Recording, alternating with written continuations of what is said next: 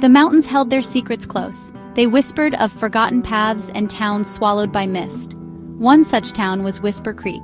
No map acknowledged its existence. Those who sought it rarely found it.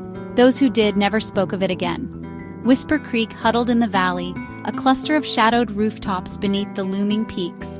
The houses stood empty, windows like vacant eyes. Silence hung heavy in the air, broken only by the rustle of wind through skeletal trees. A sense of watchful stillness permeated the town. It felt ancient, steeped in a silence that spoke of things best left undisturbed.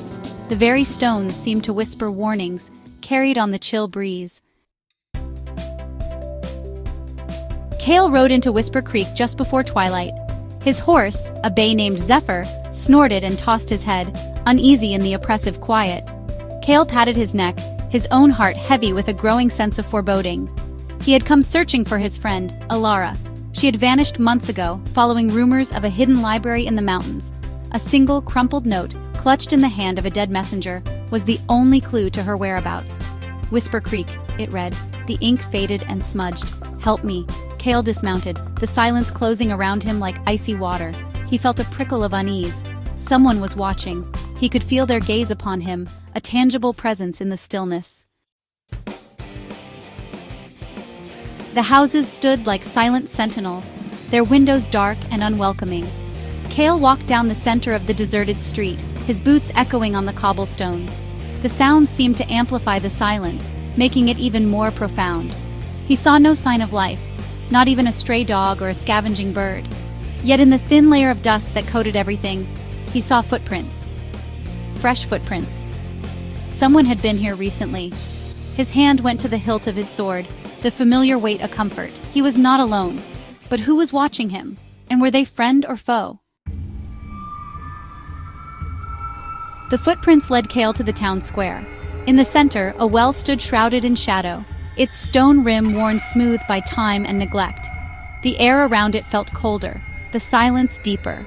A low growl, barely audible, rose from the depths of the well.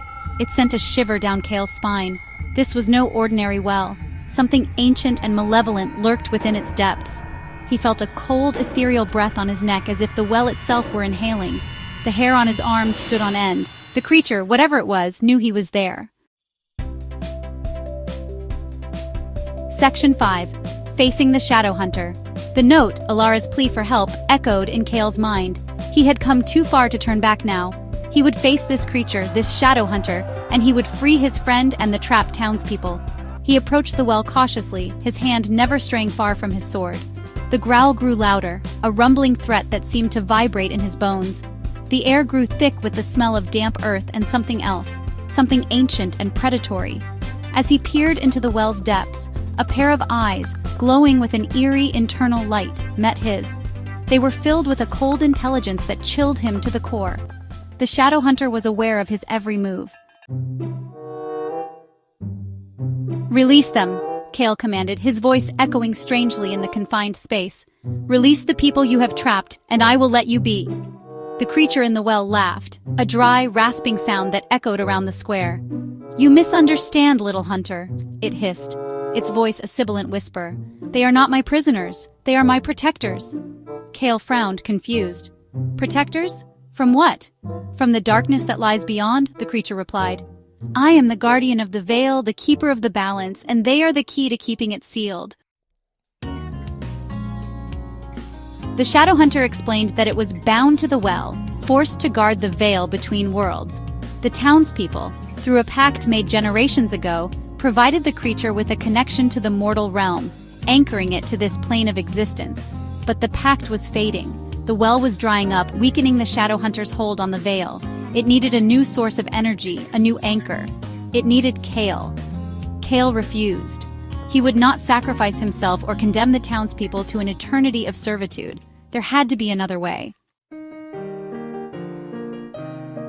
He negotiated with the creature, appealing to its sense of duty.